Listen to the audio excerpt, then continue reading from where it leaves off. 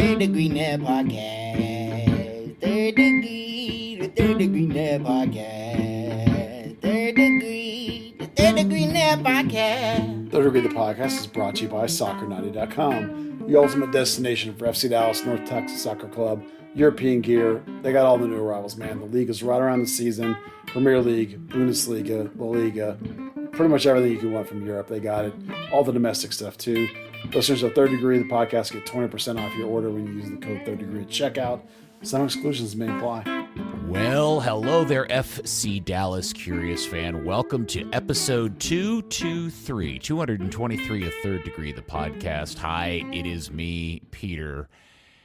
And I'm on the interwebs with my two friends that I love to talk all things Football Club Dallas with. First off, the bearded one, Dan Crooke. Howdy, Dan. Howdy. I'm glad to hear you survived the circus.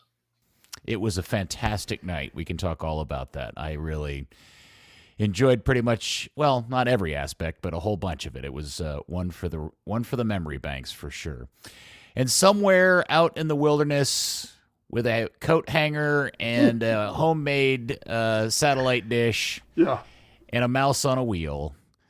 Your hero, my hero, everybody's hero, editor, founder of thirddegree.net, and the original Buzz Carrick. Come in, Buzz. Yeah, Peter, you don't realize how necessary it is to do a lot of this stuff until you're a place where you have neither internet nor cell phone nor nothing for a couple of days. And you really feel totally disconnected from the world, and particularly from the soccer world, where you're like, oh my God, what happened? What's going on?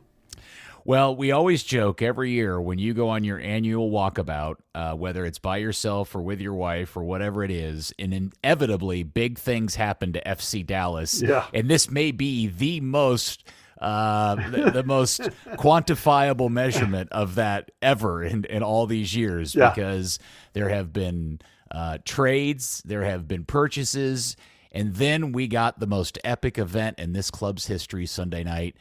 Messi came to Frisco.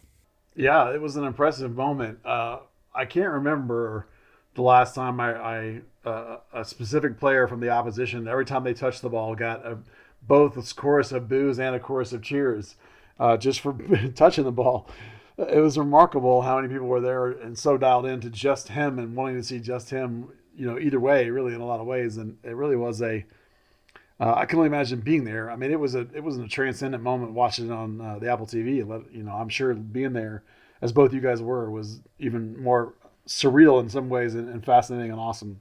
I've talked about this to death on the radio and on television and on podcasts, so I'm really interested to hear somebody else's perspective. So, Dan, would you mind sharing your point of view of being in attendance on Saturday night? So the event rather than the game, right? Yeah. Well, whatever your big takeaways from it are. It was interesting. I think, we've seen this whole Leagues Cup has been FC Dallas's front office seemingly fighting against Leagues Cup, the organizers on everything. And boy, did they have their work cut out. We saw the whole thing about, we've got $8,000 tables in the WinStar Winners Club that don't have a view of the field, which we later find out is so there can be an overflow press box in the bottom there. It seemed like that the guys who were down there had a good view of the field. I wouldn't really like to be separated from a curtain from people who are probably, talking and cheering, but that's kind of what it is. I think they had like 60 media in the end, and I heard someone say something like 200 applications. Do they get 200 applications for media in an entire season? No, of course not. No. Isn't that crazy? No, it was a crazy event. I mean, just coming into the stadium was insane. I thought, I'm going to leave a half hour early. I parked up about 10 minutes later than I usually do. Coming round the front by the Hall of Fame, there were vendors selling hot dogs and beers, and there were Messi jerseys galore being sold on the streets. I mean, I personally got held up for a few minutes because someone decided they were going to stop their car every 5 feet to unload ice to all the different vendors, which was bloody annoying. But it's crazy. There was some guy got arrested earlier in the day as Argentina, as the Miami team arrived, tried to rush the coach to meet Messi, I guess, or have some interaction with him, but cops got there first. The whole thing was nuts, even down to the way that we normally cut through the suites to get to where they do the interviews. The interview room would be the one. I didn't realize this. I walked down the stairs immediately after David Beckham and his family. So John Arnold posted a video, and you can see him coming down, and he gets mobbed, and then you just suddenly see my legs appear and stop. And I'm just standing there like, I have to get through this crowd. I'm going to the same place he's going to. There are literally thousands of people in the way. How? You should have done the ambulance thing. You just get really close behind and you just let them clear the way for you. It wasn't that. It was like trying to walk, and you've got all these idiots like rushing over, trying like getting elbowed around so people could try and get their photo with the back of Beckham's head from 15 feet away and all of that. It was manic. Even the mixed zone was actually the Heineken Red Star Club. They decided, we were joking about after the Necaxa game, like, I wonder how you'll do a mixed zone with all that attention. And I think I just joked, I was like, oh, really? The play would be the bar clears out at the 75th minute anyway, just close it and convert it. And that happened to be what they did, independently of that thought. So, the TV cameras were there for this incredibly small mix zone in this massive area. There were people banging on the windows, trying to figure out what was going on. Media and fans alike were waiting around to see Messi. I think most of us by now know that Messi's contract states that he doesn't do media. So, that was a bit of wasted time for a lot of people. But because of that, Velasco gets all this extra attention because he's got Messi's jersey. He keeps pulling it out of his wash bag to show each different TV station that's doing a piece on it.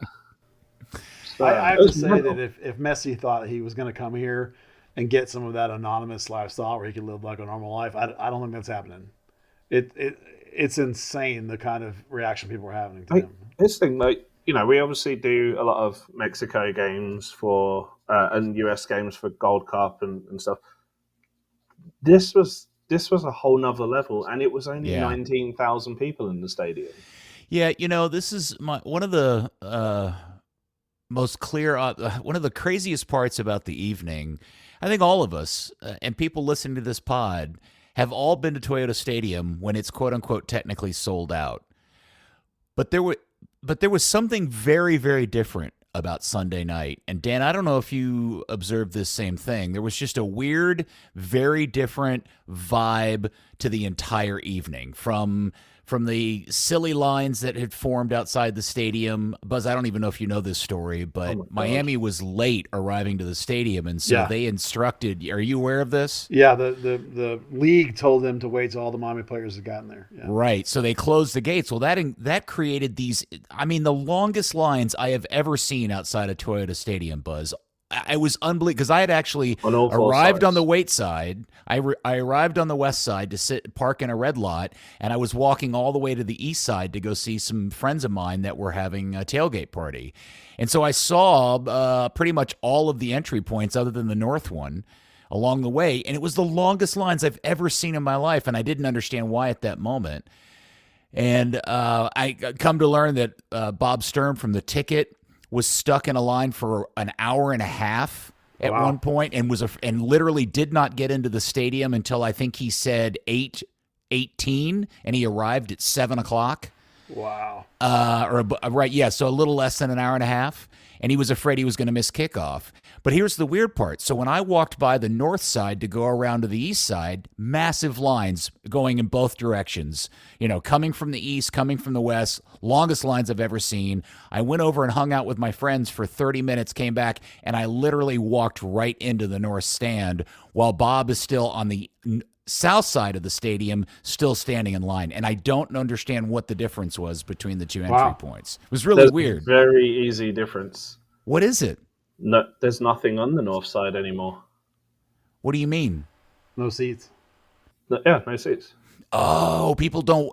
Well, what, man, the lines were so long. The supporters groups like sent out messages like, "Hey, if you're in line, doesn't matter if there's even like 5 people in front of you. Get out of the line. Go to the north side. It's just a straight walk in." Wow, crazy. Well, anyway, it was a weird scene, Buzz. And the other observation I had was, as I said, we've all been there when it's technically sold out. Yeah. But this is the first time since that building was constructed in whatever it was, 2005 or whatever, that it literally, there was a butt in every seat. It was a butt and seats out. It wasn't we sold all these tickets and maybe some people didn't show up kind of sellout. It was every seat had a butt in it. And I don't think I've ever seen that in Toyota Stadium before. Well, the mission, I mean, that's exciting. The mission now has to be for MLS and FC Dallas, but MLS more specifically is to translate these Messi fans into MLS fans, because the previous game before that we saw 6,000 people there.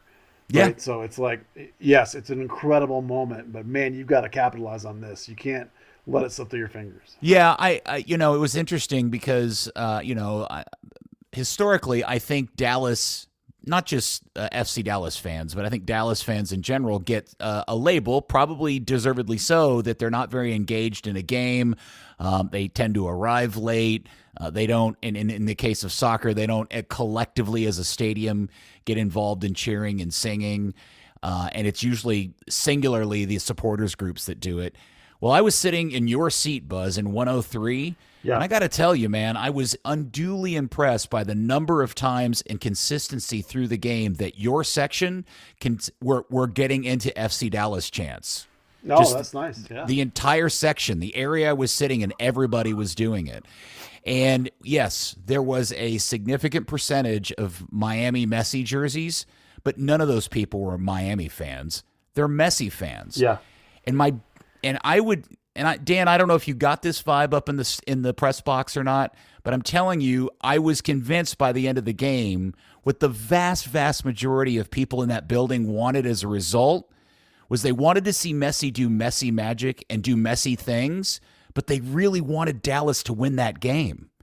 And when Dallas didn't win the game, there was a palpable sense of disappointment in the stadium that I thought was really interesting and a big takeaway for me.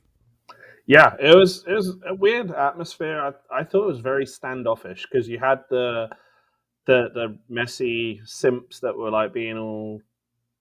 There was a guy in the press box who like put his hand on the window and took a photo as if he was trying to reach out and touch Messi. It was very uncomfortable.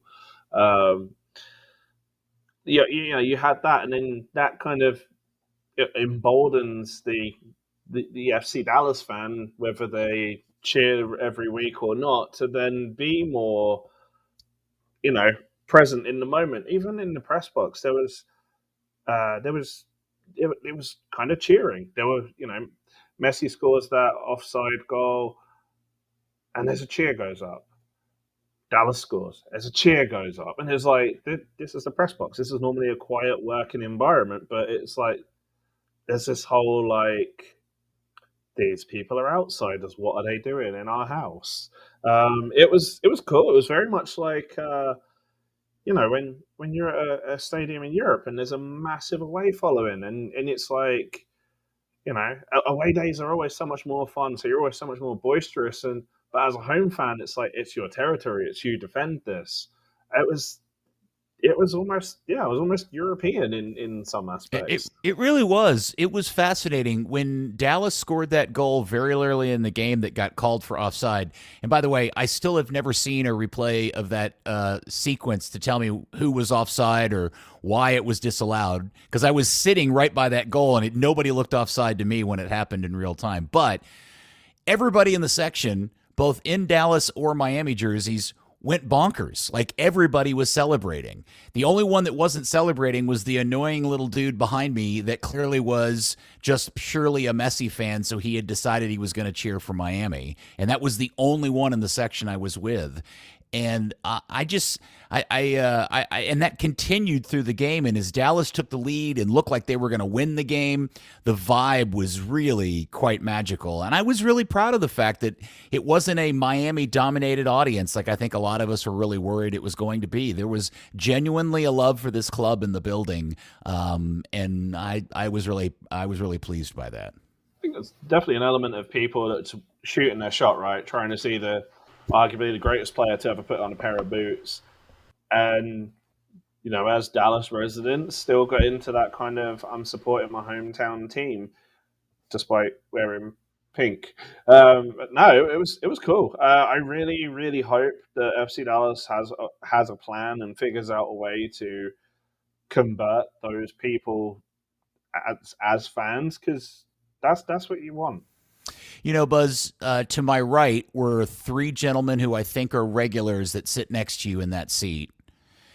I don't know their names, but they were really nice, and they were really into Dallas's performance, and they clearly knew the game and knew the players, and it was fun to sit next to those guys. To my left was a father and son duo, both wearing Messi Barcelona jerseys, who apparently live 10 minutes away from the stadium, but have never been to a game at Toyota Stadium before, claim to be big-time soccer fans, and the father spent the majority of the game telling me how impressed he was by how good Dallas was playing and how smart they played, which was weird. Yeah, I mean, that's terrific to hear when you hear people that have come for some reason and stuck around. The version of that for me in this game in particular was while the game was happening, my brother is texting me, and he's in Florida working. He lives here, but he was in Florida working, and his son plays for FC Dallas youth somewhere. I don't know which team, and had come up with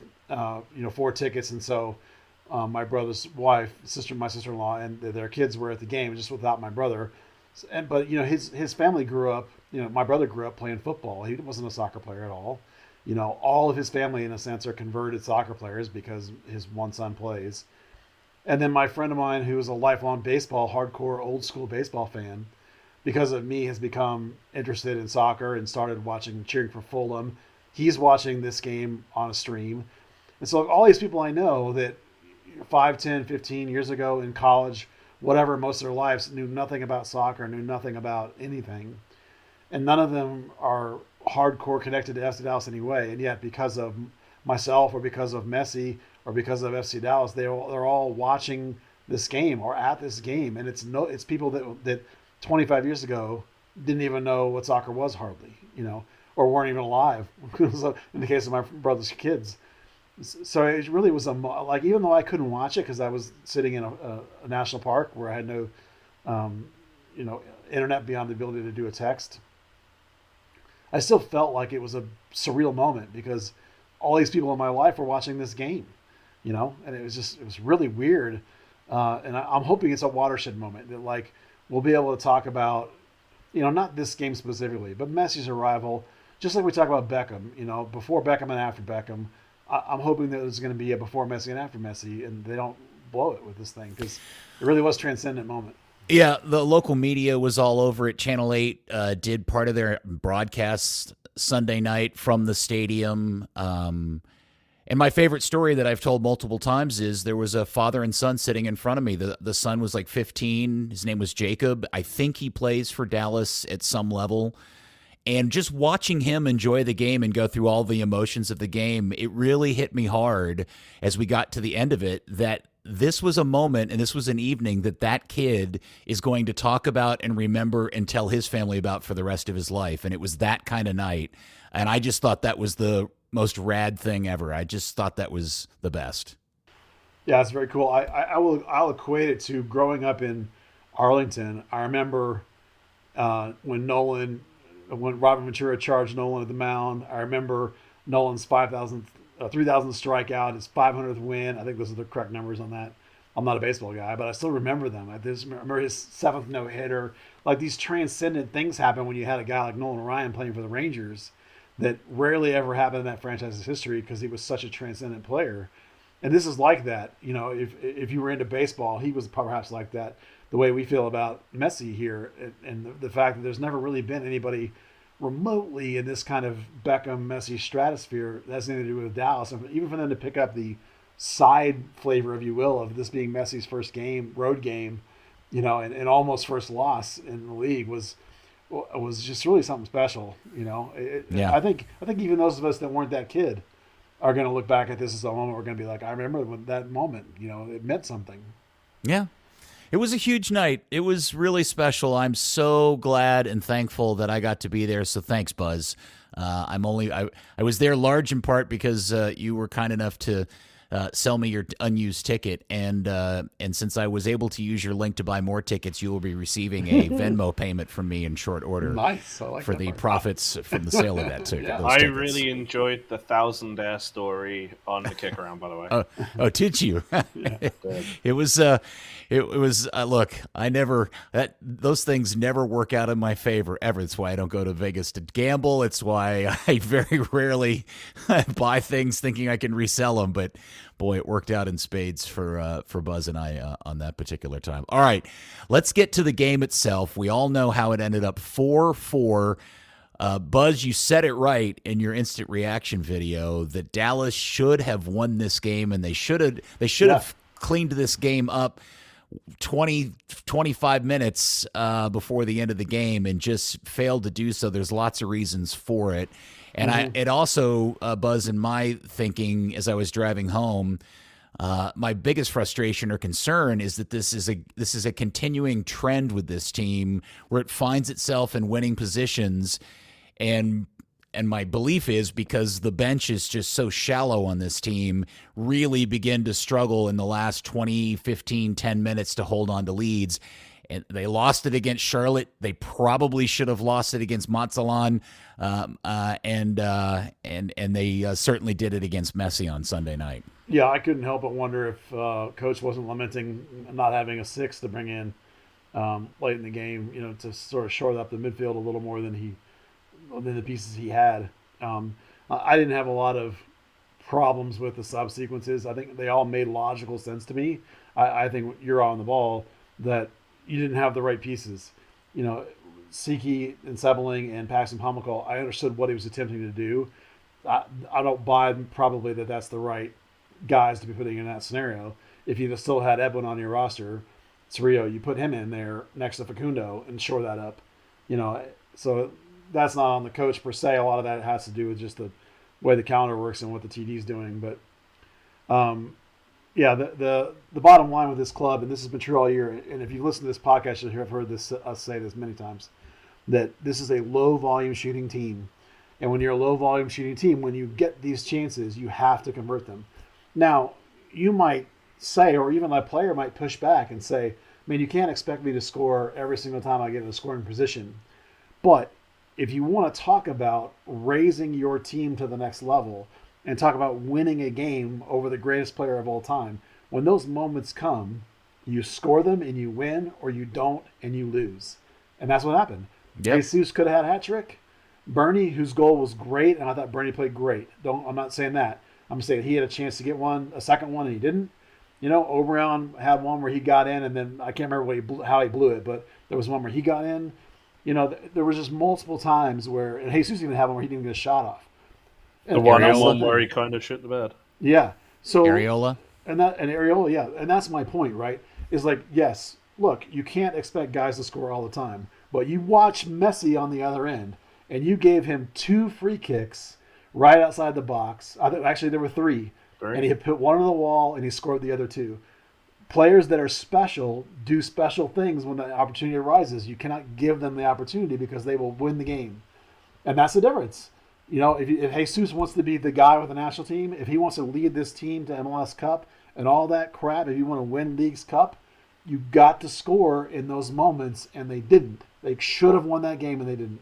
And that's what I'm talking about. That's what what's not happening that's preventing this team from taking the next step forward. If they can cross that level and start converting those chances at a higher proficiency, and believe me, Jesus is a great finisher. He has a great rate on goal, and he's a clinical finisher. We've seen that.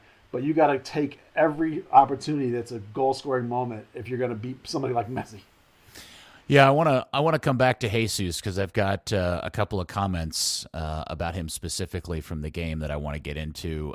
In your instant reaction, you gave the man of the match to Velasco, which I thought was a fair shout. I would have given it to Facundo Quignon, who I thought had probably the best game he's played for Dallas, at least that I have seen in person in a really long time. He scored the goal to open the game. I thought he was all over the field, working his tail off trying to cover spaces. Maybe I'm just completely biased because he finally was the first person in the United States to do what I've been waiting for somebody to do, which is get stuck in on Busquets at midfield and keep him from turning and spraying the ball early in the game. And I was the only person that got up and cheered when that happened in the section, Buzz, by the way. And everybody looked at me really oddly like, why are you cheering that? Not even that challenge. 10 minutes in, he goes right through the back of Messi. You've been talking about for the last few weeks. Everyone gives Messi far too much space. And I mean, he slid in him on the box. He was just on his back. They had to pivot. They had to use Martinez a lot more than they really wanted to because Facu was closing down Messi in a decent spot. I mean, him and Velasco were certainly 1A, 1B. Yeah, and the only reason why I give it to Facundo over Velasco is that he finished and played the 90 minutes, and Velasco wore himself out, and I think he got injured at the end of the game. There was an incident between him and Busquets, and I'm told on the replay it turns out Busquets missed him by a good foot, and Velasco was faking it, so maybe he took himself off the field because he knew he had made it up. But whatever. And if that's the case, then it definitely doesn't deserve man of the match because he should have stayed on the field because he was having such a good game and probably would have helped them secure the win if he had been able to stay on. Yeah, I went with Velasco because I thought he took a step forward. His box penetration came up and was really, really good. And his defensive efforts, closing, limiting Busquets' space, I thought was really, really good. I saw other people mention Facundo as well. I actually thought he was terrible. I know you guys like that he fouled people, but like the first Messi goal, he did the same thing he always did, which always does. Yes. Which is he over pursues. Yes. And he drops into the box with the center backs, and then when the ball drops out, he's out of position. And he goes down. Right. I agree. Now, I he agree. redeemed himself by immediately scoring the goal. That was good. But there were. I'm convinced that the thing that this coach wants most out of a six is what I'm going to call like a tidiness, an ability to clean it up and distribute. And I think you can look at Busquets as a good example of it, actually, who of course is a world-class player. So that's not someone Dallas is going to get. But there were, over the course of the first 60, 70 minutes of the game, there were multiple times when Facundo was getting dispossessed. It was just not clean enough, in my opinion, when you're asking for a guy who's playing a single six and staying at home mostly. You want him to be able to quickly pick up the ball and move it. And Edwin and he are both bad at this. And I think, honestly, that's why they've gone out and gotten the guy that they've gotten. And I think that's why we're talking, why that's important again when we talk about the second player they went and got. But I actually, if you guys saw our chat today, when I was watching the game, I was actually saying that I thought Facundo was awful right until he scored, and I didn't think he got any better after that. I completely disagree with you on that. No, that's fair, and I say that in the sense that I thought he was tremendous over the last month and a half, but in this game, I thought he was a real liability and got dispossessed multiple times, giving Miami chances. Yeah, in person, he was all over the place, and he was also having to cover for a lot of other people. The kind of back and forth of the game situation created a bit of a hectic state, and I just thought he did a good job trying to manage the game as best he could. He wasn't great. Nobody, frankly, was really great for Dallas. There were moments and periods of time where the team played really well and really smart, and then it was almost like they collectively turned the light switch off. It probably the other part of it was, Buzz, is to me is it the inclusion of Messi and Busquets and probably Jordi Alba, to be fair, kind of raised the overall level of the game, period. Like everybody, while nobody was great, everybody was playing better than they typically do, if that makes any sense. Dan, I don't know if you agree with that observation. Of the starters, yes. Yes. Oh yeah. Well, we haven't. actually, Yeah, sorry, we haven't no. got in. Yeah. Wait till we get into Paxton and Areola. I got a lot going on there. Sorry, of the starters except for Jesus. Jesus was absolutely awful. I think the defense. Well, the centre back pairing definitely stepped up. Yes. Ours was his usual self. Giovanni Jesus learned how to defend amazingly. That was Yeah, he did. That was shocking. Farfan, I don't know what he was doing for the own goal. Overall performance aside, Nobody wasn't does. magical. I think Leggett was solid. Leggett worked hard. Had a couple of opportunities best way to put himself. it. Yeah. He worked hard. Yeah, he did. He worked really, really hard.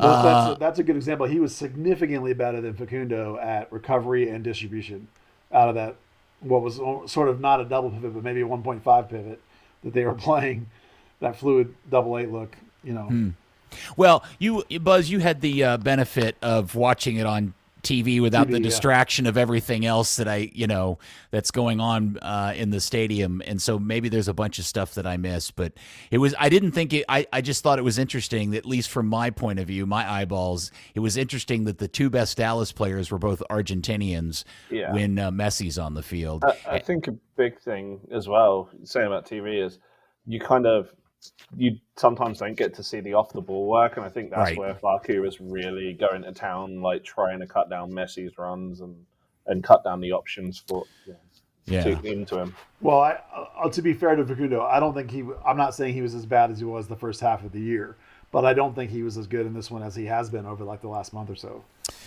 I will say, getting to watch Busquets and Messi in person, full field, off the ball, is just like, it's just magically artful. It's just amazing how easy it is for Lionel Messi to just kind of quietly sneak away from his mark. It's like a magic trick how good he is at it. And just locating space and kind of floating and ghosting into spaces. It was one of my favorite parts of the entire night, was just watching him and Busquets just put themselves in the right spots all the time. People are shocked how much he walks. Oh, or lightly jogs. It's just like he just kind of floats. He does not. He's not even jogging, Buzz. Yeah. He's literally the master of energy efficiency. Well, that's one of the things I mentioned with Velasco, is that the next phase for him will be wisdom. And this is where Paxton's problem is too.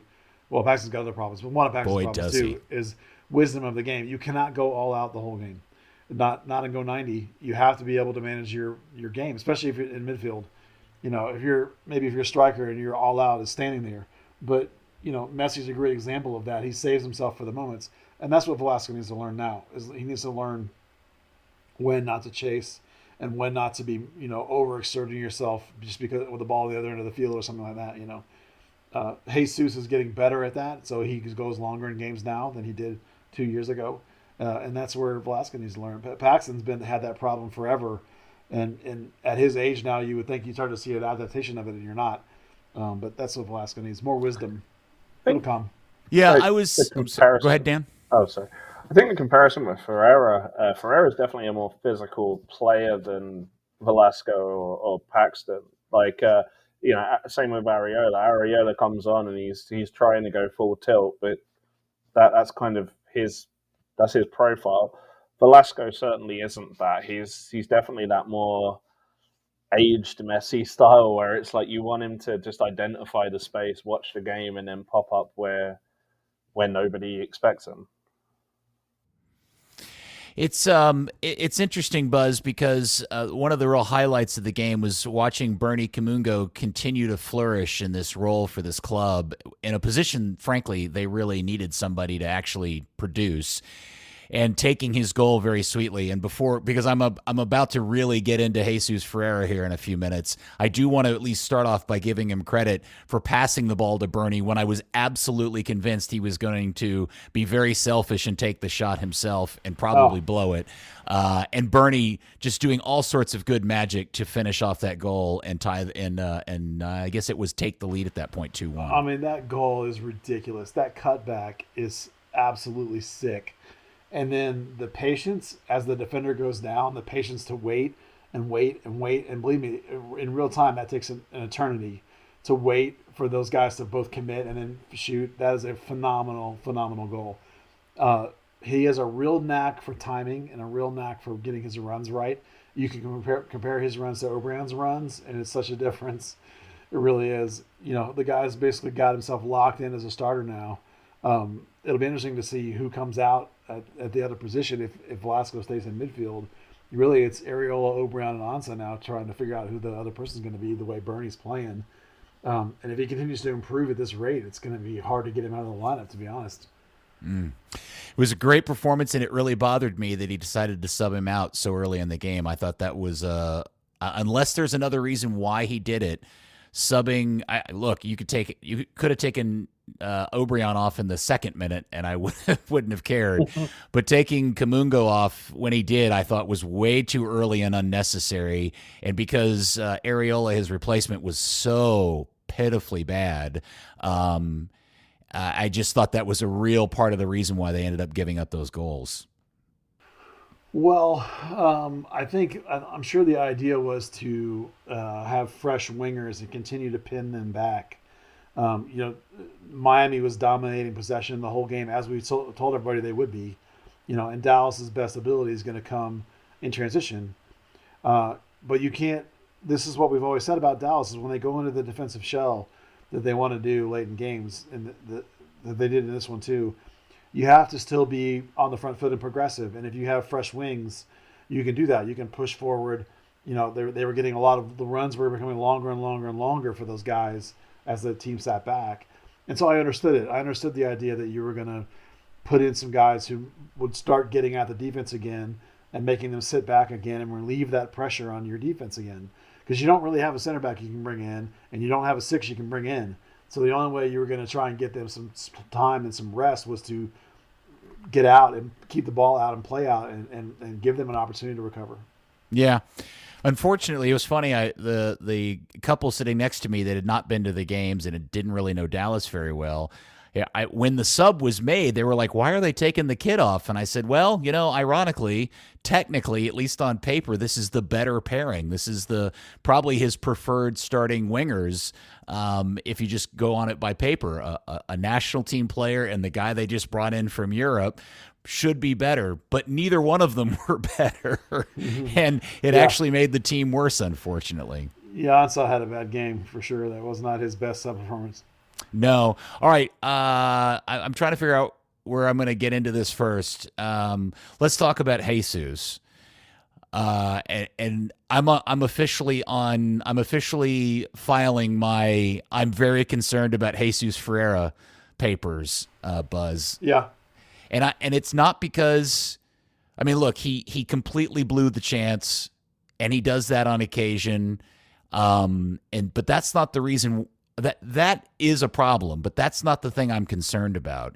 We have talked about on this pod, in watching this team and watching him on television, his growing frustration with his teammates has been pretty obvious on TV in his body language and his kind of reactions to individual moments in the game. Yeah. Boy, in person, it is a whole different drama show with that guy. Yeah. And I don't know if it was just this particular game, but watching him over the course of 90 minutes throw his arms around, stomp, yell at teammates, point, and all of those things, only to then proceed to misplay passes, misplay touches, lose the ball, and then completely choke on that opportunity, was really, really disappointing. And the thing, Buzz, I don't think you got to see on TV, and Dan, I hope you saw in person, just like everybody else that was in the stadium got to, is that when Jesus misses that opportunity, which would have absolutely sewn the game up, the ball, Miami essentially just clears the ball back up field, and Dallas immediately retains and regains possession of the ball and is in again on another counterattack. But when you look up, Jesus is not even jogging. He is walking back, pouting with his head down, and ruins the counterattack. Yeah, I saw it. He walked out. And if he had been running and putting any effort into it, he could have gotten back in and would have had a very, very obvious second bite at the cherry. And that was really disappointing. Yeah, nothing will get your teammates mad at you than that. You know, if you're gonna yell at your teammates, you got to be flawless, because they're gonna be like, you know, stop yelling at us if you're not gonna take care of your business either. There's been, you remember the beginning of the season, Jesus talked. I think it was the beginning of this season. He talked a lot about. He even mentioned going to see, like, I don't remember what the term he was. You know, a therapist or something. Sports psychologist. Thank you, Dan. To talk about staying in the moment, you know, and I think that's what the kind of things he was talking about, you know, because he gets frustrated with people, and he gestures at them, and he and Alan have had some disconnects from time to time, you know, for 2 years now, but they move past it pretty quickly. And I've said to some people that, you know, like, guys that are hyper competitive like these guys are, they can all get along really, really well in the locker room and off the field and stuff, and still in the moment they're going to be very angry and upset that you didn't play the way they thought it should be played. I have oh, sorry. It's okay. What I was going to say was that you don't want to get to the point where your teammates stop looking for you is the thing. If it goes to the point where they stop passing to each other or they overlooking each other, you know, I can remember an example in the past where Paxson clearly chose not to pass to somebody, you know, not to single him out. It's one I can remember vividly. You know, those kinds of, that's when it starts to affect things. It starts to affect the play. Just gesticulating after the play is fine. That level of competitiveness happens. And then you're right. I saw it happen that he walked out. Well, that's when you get in trouble. That's when your coach is going to be on you. And that's when it becomes problematic. So it is something to keep an eye on a little bit. I'm not too worried about it. Jesus, for me, the bigger issue is the last few games or so. You're right. He's kind of, I don't know if he's overthinking it, and maybe in this game he was worried about the high profileness of the game. He seems to be hesitating or something, or maybe taking to overthinking it in the moment. He's not reacting on pure instinct quite as much as I like to see. I think he's at his very best when he's on one or two touches, and you know, or not even not one and two. Excuse me, an instant shot or just one touch in a shot. That quick trigger is when he's at his best. When he tries to outthink somebody or go at somebody or do a move, it's not nearly as good. So I think you're right. There's a little bit of concern there. Hopefully it rebounds when league play starts again, because right now it's not great right now. I think if there wasn't 2 weeks, 2 weeks from that game to the next game, I'd want him benched. He's been dire for the entirety of this League's Cup. The Charlotte game, he had those two instances where he had a guy in an open position, refused to pass to him, took a shot into a defender's legs. I think he did it again against Necaxa. The Necaxa game, he was across in a corner away from an absolute dog shit performance, and then a lot of sulking around. I mean, that's a game that the team seemed to get really up for, playing against a guy like Messi, and it's it's exactly that. It's miss easy chances. It's walk back when the team's trying to break away. It's just that's your vice captain as well. That's supposed to be a leader on the field. Oscar used to say that when, you know, guys would go away for a week for a camp, U.S. camp, when they would come back, it would take them 2 weeks to get back on the same page as the team. I would imagine that when a guy leaves for a month and a half for a Gold Cup, the hangover from the national team might be even worse.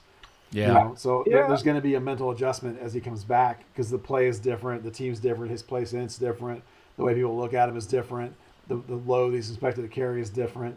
You know, there was a stretch where no one on the team is scoring any goals while he's gone, and so he probably comes back thinking, shit, I got to score every goal possible, and so he's pressing. You know, I'm not too worried about it yet. Give it a little time, I think, and then we'll talk about it. The only thing that I would say in addition to all this, Buzz, is that as guys who have watched this club from the beginning, this all very much feels like scenes that we have seen before with other players who may have the lifted skirt of other lands distracting them. And again, I'm making this up in my head. I'm reading it. I'm speculating. I'm totally admitting to all of this. But there's a part of me that watches Jesus and says, here's a guy that has been told and thinks and is now convinced himself that he should be someplace else, and this just isn't good enough for him. And he's starting to play like that, and it's affecting his game. And the problem is it becomes this it becomes a bigger issue because for a guy who thinks he should be going someplace else, now he's not playing well and the market for him drops off. So when he misses those opportunities or he bonks or makes bad decisions on the field, and then it becomes this like bad cyclical problem. And it very much feels like the Mauro Diaz kind of that period kind of body language vibe that we had with Mauro Diaz. And who's the other little center midfielder we got after Diaz that just you just never thought he wanted to be here? Pablo Aranguiz. Yeah, Aranguiz. It just that same kind of thing, and I've never seen this out of Jesus before. So seeing it in person was really, really alarming. Yeah, I totally know what you mean. Yeah, I totally can buy that. I really hope you're wrong. I don't have any reason to think that. I can't really refute that though. To be honest with you, I mean, you can see how, like, if you're in national team camp for a month and a half and dudes you're playing with are going, man, why aren't you in Europe? And guys you're playing against are like, man, you should be in Europe. You know, you're like, man, why am I not in Europe? You know, I'm not saying this would happen. I'm just saying you could totally believe it happened. You know, and maybe you're right. I really hope that's not the case because this club has a very short window with him to try and win something. You know, for as long as you can keep him, whether it's another season or it's 2 seasons. You know, if he leaves, you're looking at a complete, maybe not a complete rebuild, but pretty close because it is so hard to find a guy that can score at this rate and to score at this kind of almost like elevate himself above the game like he was before he went to the Gold Cup and now is not. You know, it would sort of be a back to the drawing board because there's a lot of what they have that's invested in another season or so or 2 run, you know, and then you're going to be in trouble. Yeah. So cap-wise, financial-wise, contract-wise, talent-wise, it'll all be bad if you don't get a good run here with him. Yeah, so I want to make sure everybody understands. I thought Dallas played really well overall, and I thought it was a bit of tough luck and some stupid fouling outside the box that really ruined them. And I'm not sure how much longer Miami can count on Messi rescuing them week in and week out, but that's to be seen. I will come to the rescue. Yeah, something like that will happen. But I am going to continue to criticize or at least express concerns because my next 2 concerns were in the form of Paul Arriola and Paxton Pomykal, 2 guys that physically look broken. Like there is something clearly physically wrong with both of those soccer players. They look like shells of themselves, Buzz. Yeah, that's what I said about Arriola when he first came back, because he looks like a guy who didn't run for 2 months. You know, he looks like a guy who's in January, not in, August. I would argue that he and Pax look like it's not even that they're not in shape or game form. There's something weird about the mechanics of their movement. Yeah. I know what you mean. I agree with that. Do you see it? But do you see it, Dan? Yeah, I've seen probably more so with Paxton. I've noticed it. I don't know. I mean, it's very possible. There are times where guys have lingering multiple injuries in a muscle group, like they've both had, and the athletic trainer tries to adjust their gait, tries to kind of take pressure off certain areas. It was something that Stephen Keel years ago when he had a plantar fascia tear, I think it was. They actually delayed his return by an extra 2 months to adjust his gait.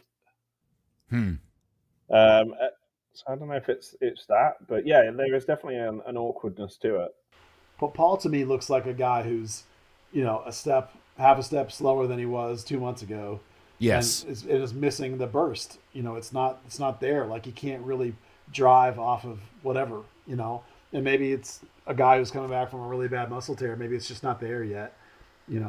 He is approaching the age where he started to slow down, but he shouldn't be there yet. He should have a few more seasons yet before he does. So it's worrying, but as long as they're letting him play, obviously he's nowhere near going to be getting Bernie out of the lineup. There's no way in hell that's happening. The only one that's actually challenging right now is Ansa until he had this crap game. After I said he should start, and then he proceeded to have a crap one. But in a way, this coach seems to buy a little bit into the, like, if you keep winning, you keep playing kind of thing. So maybe now that they finally lost the game and they have 2 weeks before they play again, we might see a little bit of shuffle up front perhaps, and Ansa get more of a chance or not. But Ariola looks nowhere near ready to actually challenge for a spot, and neither does Siki to me either. No, like Paxton and Siki both look terrible in this game. Siki just looked like he was in over his head. Ariola, I'm not worried about because, frankly, I think he's toast. I think he's done. They probably should trade him. Paxton is the one that really concerned. Like, I have a genuine concern for the kid because you know how much I love him. And I just seeing him play like that in person was alarming. Like, it was like there was a point in time in the game where he got absolutely twisted into the ground and fell over, and I gasped because I've never seen Paxton look that fragile and completely out of his just out of his depth. It was really, really weird, Buzz. Yeah, maybe that looked more so like that in person. To me, this is like a guy who hasn't played a lot lately. There was I think there's one key difference with Ariola and Paxton right now. Ariola looks like a player who's just not really contributing. Paxton's actively playing detrimentally to the team. I think, he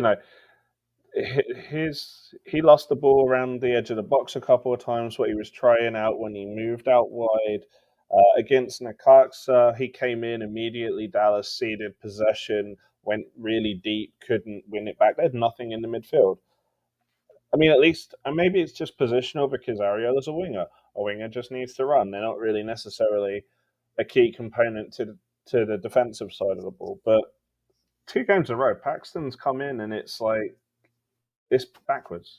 Yeah, he just feels like he's trying too hard. He's pushing himself too much. He's overrunning situations, making bad passes, bad decisions, all the things that he's just never done before, and it's really alarming. And I don't know, man. I'm hoping he's physically okay and he's not trying to force himself to play through something. And it's only because he has this incredible injury history that I'm really, really worried about him. Well, part of it, too, is you mentioned that Messi and Busquets raised the level of this game.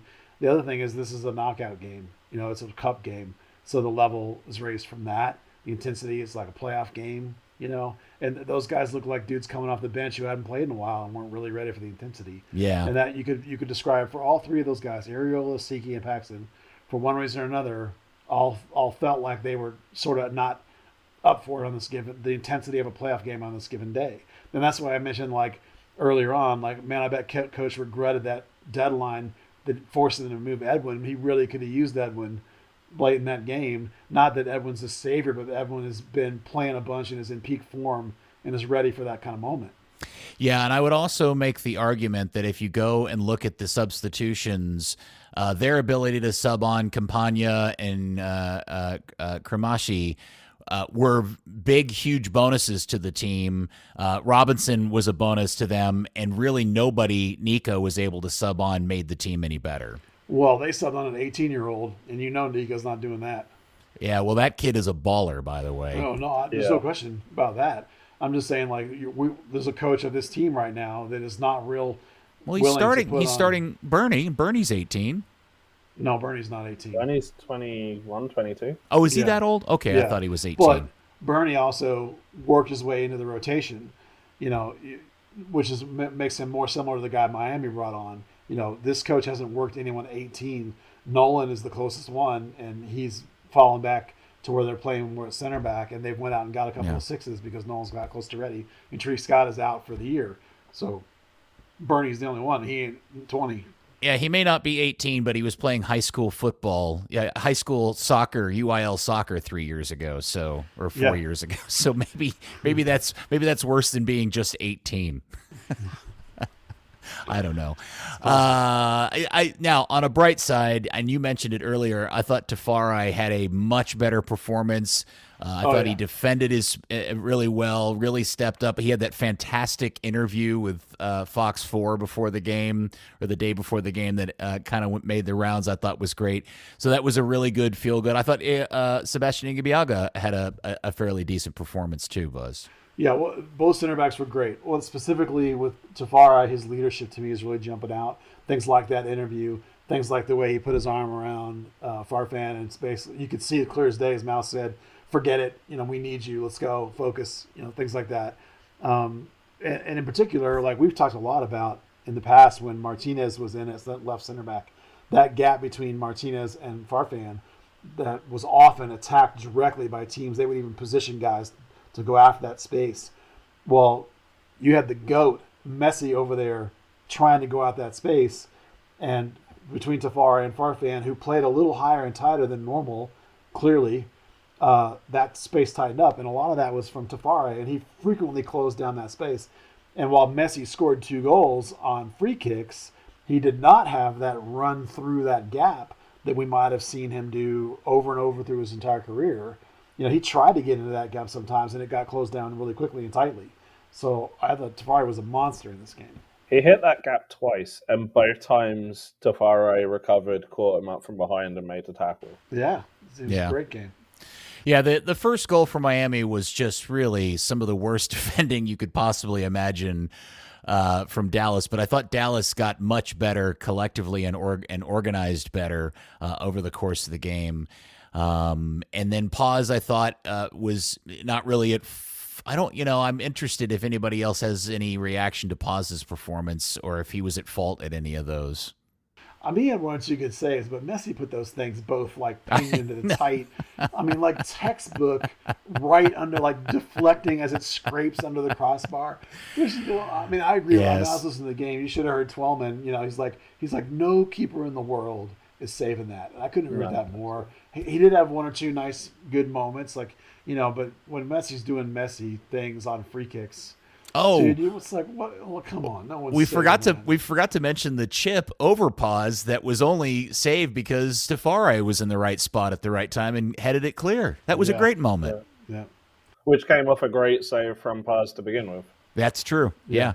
And Dan mentioned it earlier. I had the same thought as you did, Dan. Mid game, I was like, when did Giovanni Jesus learn how to play defense? Because he actually played defense in this game. I thought it was great. Yeah, I think saying about Paz.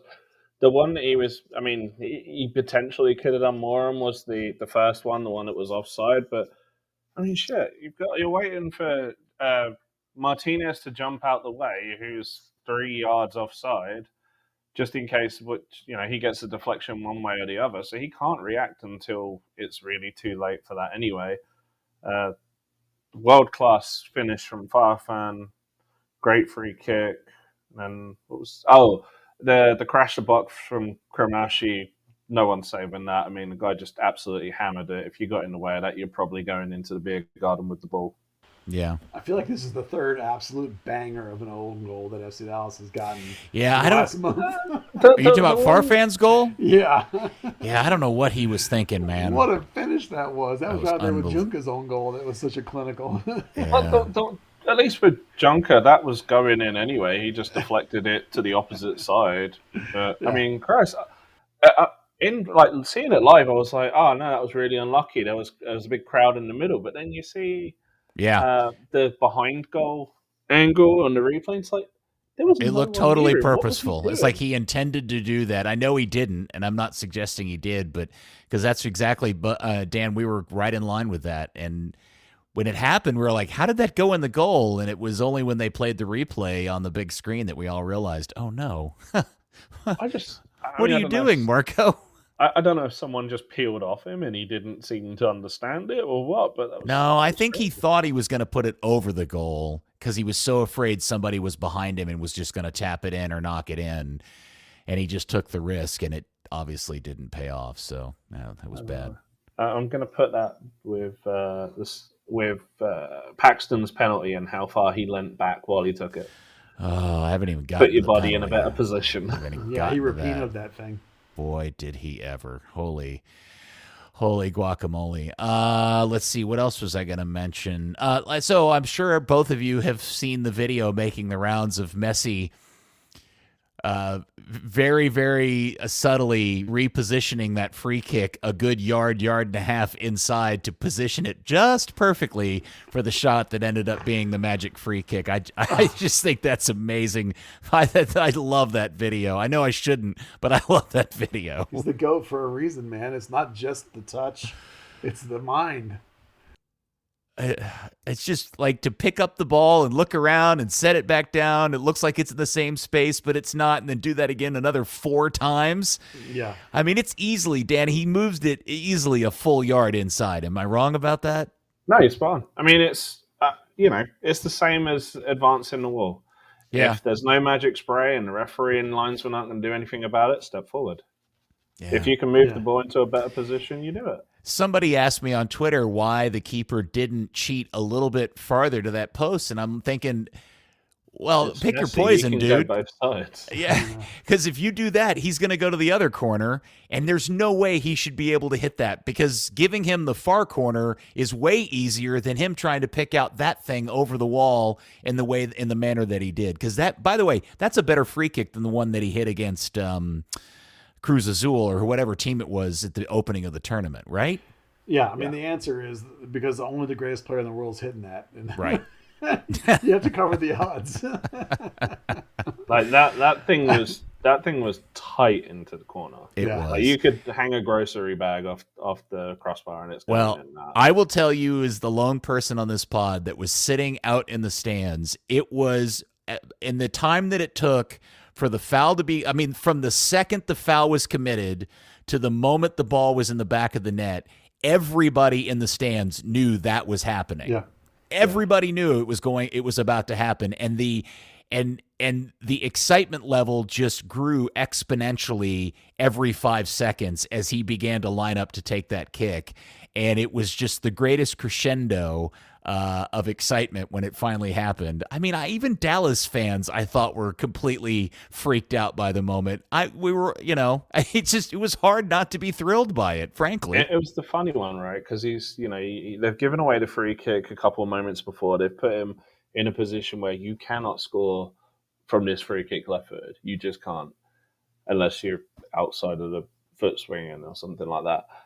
So, we get the own goal. And then, sure enough, 2 seconds later, like, crap. No, it's in a great position. Now it's in his favorite spot. The second Ansa fouled that guy, I was sitting with my wife and I was watching the game and I was like, oh, there's a goal. Yeah. I was like, you couldn't design a better spot for a left-footed free kick taker than like right outside on that angle. I was like, oh my God, that's the worst foul ever. Well, it was, as I said at the beginning of all this, I was really pleased to get the sense of disappointment from the vast majority of the crowd that Dallas didn't pull that off. It would have been great to have been the first team to beat Messi in the United States, but it was not to be, Buzz. And frankly, probably for the better of everything, for the whole point for him being here in the first place, it probably is for the best that he progresses through this tournament as long as they can keep him playing. Yeah, I mean, if you want to take a macro level view of like what's going to be best for the league, there's no question that having Messi go all the way to the final of the League's Cup would be it. Well, if every road game experience is like what I went through Sunday in Frisco for these other markets, everybody should get the opportunity to experience that. That was the best. Look, I was at the original Open Cup victory. I was at MLS Cup. I feel like I've been at every major thing that's happened to this club in the almost 30 years. And I'm only saying that not to brag, but to really solidify my position that Sunday night was the greatest moment and event in this club's history. I feel like I just got dunked on. No, I don't mean it that way. I know. As I was saying it, I realized it sounded like a really awful brag. You could put it on my bragging montage. But I think it's awesome. Yeah, I think you're right. Right next to the Cristiano Ronaldo speech. Yes, you can. Yes, you can put it. You can put it there. I will quickly move to kit talk, and even Steve Davis will want to stick around for this. First off, let me tell you how absolutely freaking thrilled I was that we got the kit assignment and matchup that we got Sunday night. Full pink versus Dallas in their home red and navy. Outstanding. Yeah, light v dark. Yes. I was so convinced we were going to get white burn road jerseys against Miami in black or something like that. Yeah. And we didn't. We got color on display and it looked fantastic. Well, who was technically the home team? Was it Miami or Dallas? It was Dallas this time. It's Dallas because okay. the knockout game, yeah. Well, then the Caxa game, Dallas was the away team. Okay. Yeah, because I don't know how much leeway they're giving the clubs to pick, but like that would have been the only way that would have happened. Would have because Dallas is probably almost certainly going to pick their red at home, and then you're going to get the white away. The only way it would have happened the other way around is if Miami would have been home technically and would have picked black for some reason, then you would have gotten black versus white.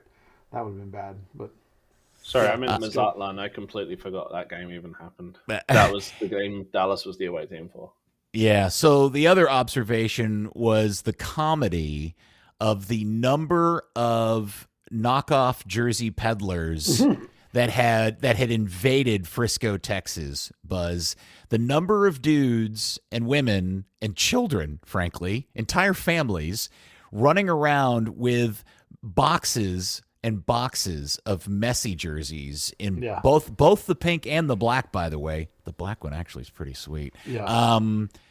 And selling them from anywhere from $25 to $75, literally outside the gates of the stadium, Buzz. Not even like trying to be, under the cover and shady out in the parking lot. Like literally as you walked out of the stadium on the sidewalk, standing there right outside the stadium selling knockoff jerseys. Man, if it was 75, it better be a fantastic knockoff for 75. I heard one guy say 75. Most of the pricing was 45 was the most common price that I was told. Yeah. And they looked, and they, you got to be honest, they actually looked really high quality too. I didn't touch any of them, but they looked high quality.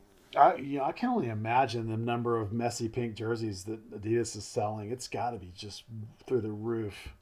Well, Fanatics actually didn't. Fanatics didn't fully stock it, so they ran out and their order. I think they're on a backlog until October, which makes it really funny because the league's official store cannot sell it, but you can go into Soccer 90, our good friends, and pick one up. Can you? Yeah, I mean, I know you could. Yeah, I was assuming they were selling them on Adidas's website too. Crazy. Let's see. All right, so I've gotten through all the things that I wanted to talk about on my list of stuff. My personal run sheet. Is that also in red crayon? No, it's in black Sharpie. Oh. In fading black Sharpie, nearly dried out black Faded, Sharpie. worn out black Sharpie. Yeah. Yes. Yeah. So I guess we probably should mention the very depressing video out of the Galaxy that popped up yesterday of Edwin and Mikey Barrios, who now both are Galaxy players, which is so curious. And when, Buzz, do you think we'll see not one but two Dallas's new additions, the Canadian midfielder Liam Frazier and the Spanish holding mid Asia Iaramendi? Yeah, that's that guy. Sorry. Ilinari Mendy. Is that close? I'm going to struggle with that one. Worcestershire sauce. Yeah. Banana hammock. The Spanish guy, The holding Iliara. How about that? Iliara is here already. Let's call him Illy. Iliara is here already, apparently. He is? But yeah, that's what I saw in an interview today. Oh, he was still waiting for his visa the other day. Maybe the interview was a week old then, and he's already gone to get the visa. Because at one point he was apparently here. Apparently, I'm out of town though, so take that with a grain of salt. I'm reading somebody else's interview. Yeah, you're in the woods, Buzz. I know. I was literally in the woods. But it's just depending the visa. So you know how these things go. It's usually 1 to 2 weeks. So maybe he could be available for not the Philly game, but the game after that, which is Austin. Maybe. Again, are you going to walk in and play? It depends on how much he got to do. Like if he came into town and he legitimately was in camp, training or not. Given that he has to leave the country basically to get the visa for like a week or two, I seriously doubt that he would walk in and play against Austin. So at that point, you're looking at best probably maybe the St. Louis game on the 30th. You know, I it, this coach is going to be interesting. It'll be interesting to see whether they think that player is one for this year or one for maybe like more for next year, and it'll depend on how fast they try and work him in. But isn't he on a deal where he's like the deal is set up to just kind of sample him this year? Yeah, it is. Yeah. It's a 1 year with an option for next year, but the question will be answered mostly in training. If it looks like he's legit, because in order to put him in, you either have to yank Facundo completely, or you have to switch to a double pivot again. And for the most part, it seems like the pivot they prefer is a 6-8 combo. Sort of like we had in this last game, except not really. Can this guy be enough of an 8 that you can play him with Facundo? These are the kind of questions you're going to have to answer in training. And then if that's true, is it those two guys and Allen? Well, then what do you do with Leggett? That's another $1 million player not playing. Yeah. Right? So is it okay? So now is he replacing Facundo completely? Okay, is he dialed into the way the team plays? How good is he? Is he that much better than Facundo that like you're ready to just put him in there, given that, as you said, you thought Facundo was the player of the game? You know what I mean? So it's like these are not easy decisions to make as a coach. You're going to sit $1 million player, or you're going to sit, maybe you're going to put Velasco back at wing, and then you'll have Velasco and Bernie perhaps, and then Legett's in the midfield with those two guys. Maybe that's the way they go. These are not simple choices. As they had pointed out, or somebody pointed out, he's not a free. He hasn't played since when did the damn season end? April, June, whatever it was, right? So he's 2 months out of playing. So how quickly is a guy who's in his 30s going to be fit? It's not going to be fast. You know what I mean? I know that they're reviewing him in terms of like, do we keep him from next year? I think they've been after him for a fair bit of time. This comes back to this idea of this wanting a tidy, clean player in the 6th position. I'm sure the long run goal is like, can this guy replace Facundo after this season? Do we pick him up instead of picking up? Isn't he older than Facundo? He is, but that doesn't mean he's not better. Yeah, fair. If he's cleaner, this guy's played the Champions League. Facundo was in Division 2 in Argentina. Yeah. You know what I mean? It's like this guy on paper should be a significantly better player, but Messi's 36. How old is Busquets? 34? Yeah, but this guy ain't those guys. But, he still should be better than Facundo. But is he? That's what you're kicking the tires on. You're kicking the tires on, do you get rid of Facundo and keep this guy for next season? That's why they immediately turn around and go add another player, this kid Liam Frazier, who's, more likely to be coming out of us in shape because he's been playing with Canada. He's a young guy who can, the minute he walks in the door, you can throw him right into the field if you need to, because he's going to be relatively fit and he's relatively young. It does raise questions, the signing of this extra player effectively. It means that you're not ready to put Nolan Norris back in there as a 6 in these situations. It means that you're not ready to bring up Carl Sante, who starts for Haiti in the Gold Cup and plays for North Texas. Why didn't you just bring that guy up? Why this other Canadian guy? So it raises questions about Carl. And for me, like the knock on Carl is his touch is a little too untidy. The ball's a little too loose, and it's perfectly fine. He can dominate at the North Texas level. But when you bring him up to MLS, as you just said, the game is elevating in this league again. So space is getting tighter. Even guys like Paxton are looking clumsy with the ball, right? So it's like you can't just bring up anybody anymore. You go out and get this Canadian kid who probably is in pretty good shape coming out of the Gold Cup. At least I think he was on the Gold Cup team. Yeah, he played all the games. Yeah, there you go. So that's a guy that, like, right this minute, if I need a body, assuming he shows up before the next game against Philly, I can put him in. Whereas the guy coming from Spain's been laying around for 2 months. You hope he's been training, but whatever. Oh, yeah, you don't know. We don't know if he was training with a team. I mean, the thing with him is he's with his resume. I mean, he was a regular starter on a team that qualified for the Champions League last season. He's played Champions League. He's been a Spanish national team member. He's done this and the other. He's been a $30 million guy for Real Madrid. In theory, he should be a cut above in like you say, in terms of how he keeps the ball, than probably anyone to ever play in the FC Dallas midfield. But it's having the legs, like you say. Has he been training with the team? Has he just been training on his own? Because match fitness is a big deal. You know who that sounds like to me? Who's that? Peter Ross Lucene. Barkley signing for Luton. Yeah, No. Peter Lucene. Yeah, that's a good shout. Yeah, look, this is a guy who my read on him is, and granted, I've not seen him that I can point to a case where I've actually watched him play, but I can read his resume and I know what it means. You know, I can say it pretty solidly that this is a guy that should be good based on his soccer brain. He should be a higher pedigree player. He should be a cleaner on the ball, possession style passer, distributor, controller of the middle of the field, spreading the ball around, high level of interceptions, recoveries, controlling the game, right? Think João Paulo with Seattle, that kind of player, right? You think?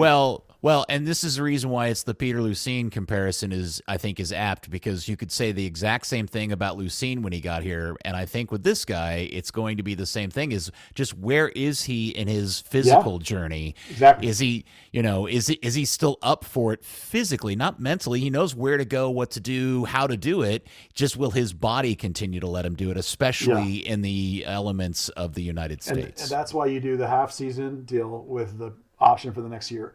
That's what you're kicking the tires on. Bring him into the Texas Heat over the back end of this season. See if he still has it physically. Mentally, he should be an upgrade.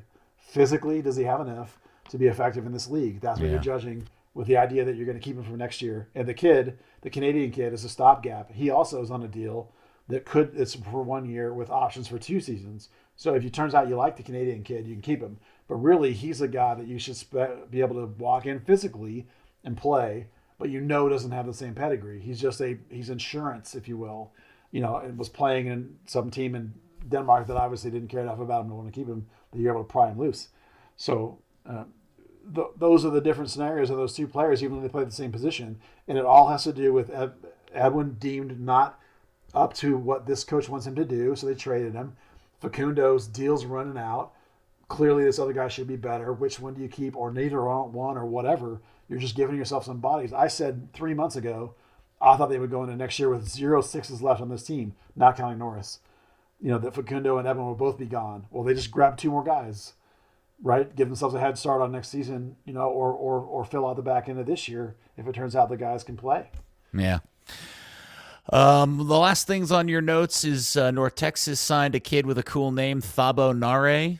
Yeah, he sounds like a Star Trek character. He does, but he's actually from North Carolina. He's been playing semi-pro in Spain or something. I don't know where they found him.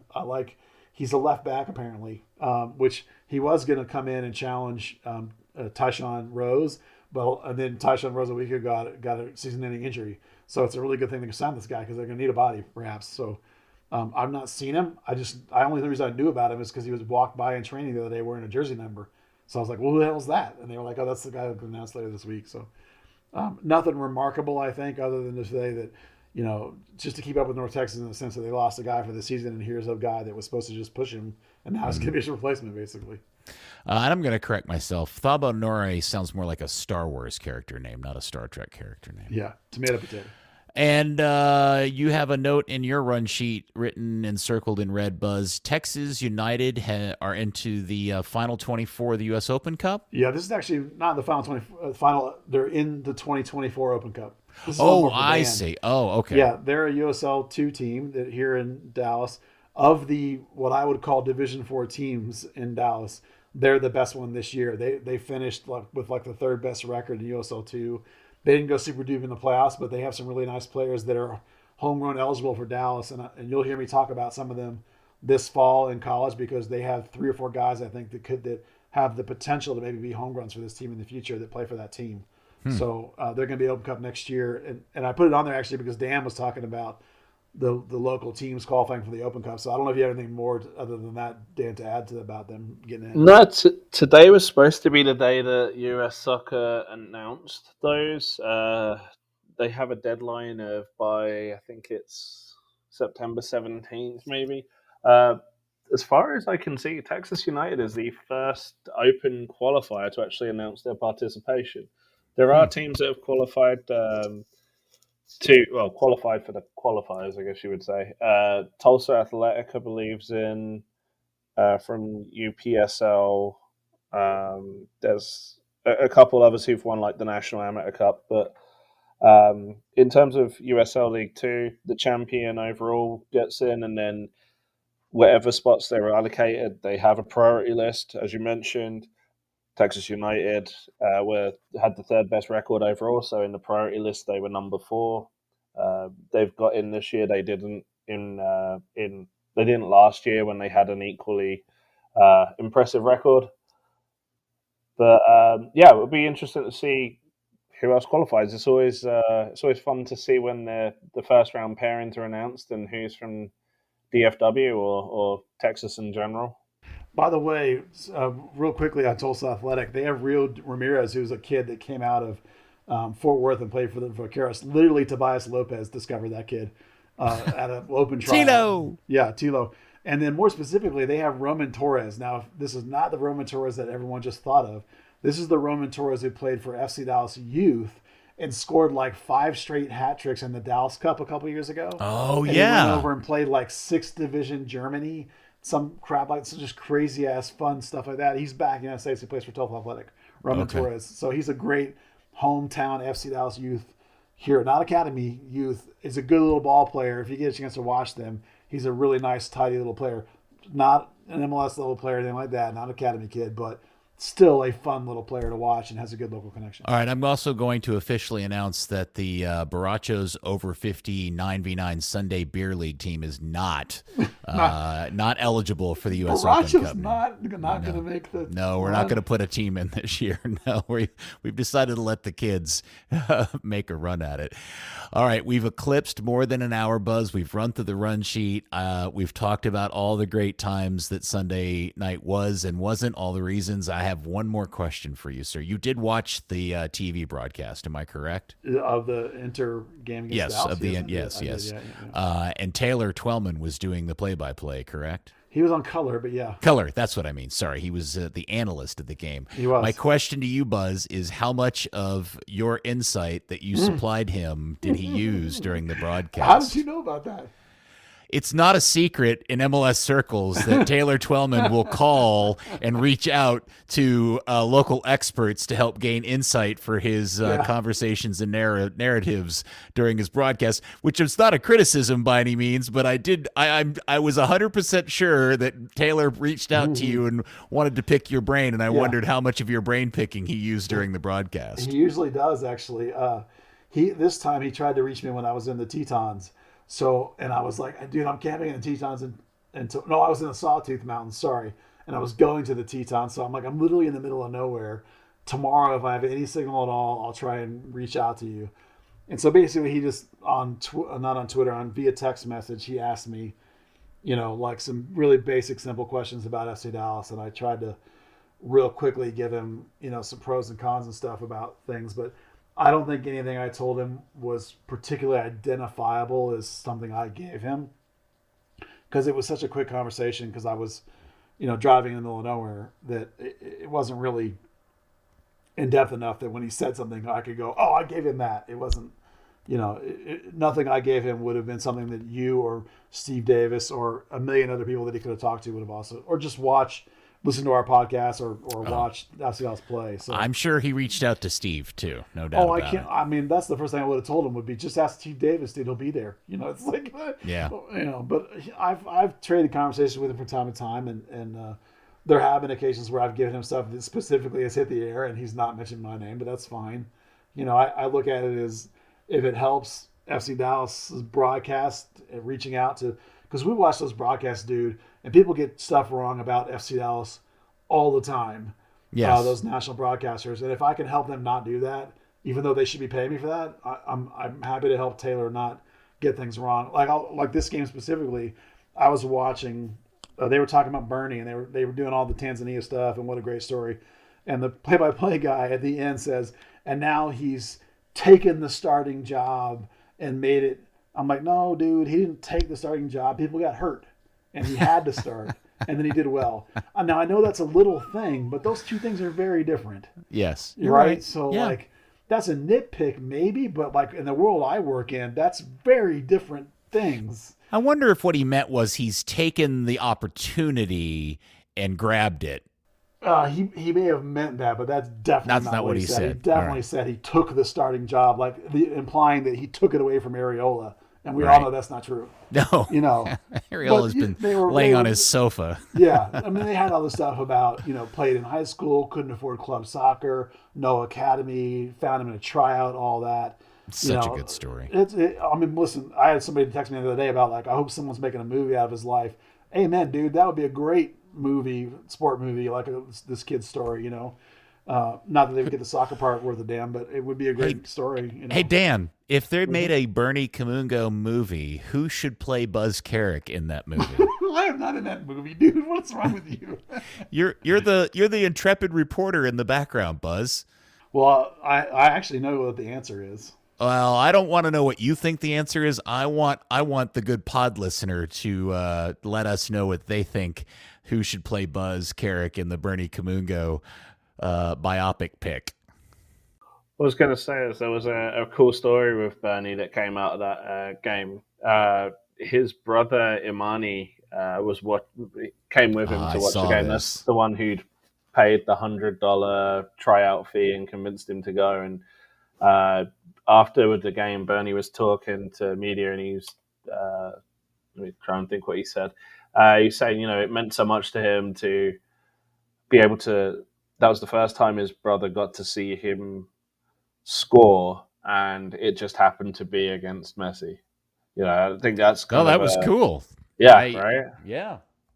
Well, the fact that it was the first, all of that story is amazing, and it should be a movie, no doubt about it. Okay, well, I think we've done it all. We've talked about the good times and the bad, and we don't have a game next week. The team doesn't play again till when, Buzz? Oh, God. Is it Sunday the 20th? Next, a week from Sunday. Is it the 20th? Against Philly, the 20th. Yeah, and it's on the road, right? Yes, at Philadelphia. Yeah. Wait, that's going to be a rough. Oh, that will not be easy. They might, they could still be involved in League's Cup, so we'll find out, right? Yeah. So how does that work? Would the game get postponed? Man, I don't know. Would they be it's MLS? Would they make them play them, like on a weeknight, weekend kind of schedule? Maybe it's possible. Yeah, that would be like proper. Wednesday, Saturday, Thursday, Sunday kind of schedule. I honestly feel like that's the kind of thing where the MLS will just decide that it would be good for the team, like they do with the Champions League. Yeah. It's like, you know what, you're deep in the thing, we'll move this game, so maybe it might be a while. Supposedly they've done that for Miami already. Yeah. Third Degree, the podcast, is brought to you by Soccer90.com, your ultimate destination for FC Dallas, North Texas Soccer Club, and European gear. Man, make sure to check out all the new arrivals. The leagues are starting up just in the next few weeks. Premier League, Bundesliga, La Liga. They got everything you want. Third Degree listeners get 20% off your order when you use the code Third Degree at checkout. Some exclusions may apply.